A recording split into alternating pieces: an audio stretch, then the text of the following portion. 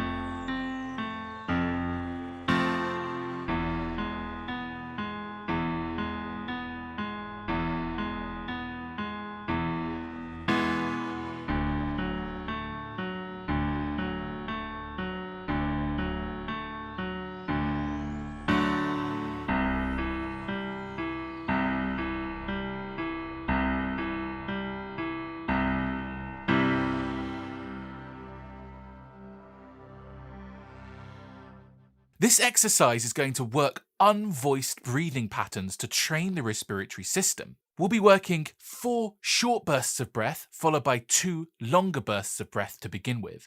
About halfway through, we'll change to 3 short bursts and 2 longer bursts, and then we'll speed up and slow down until we get to the end.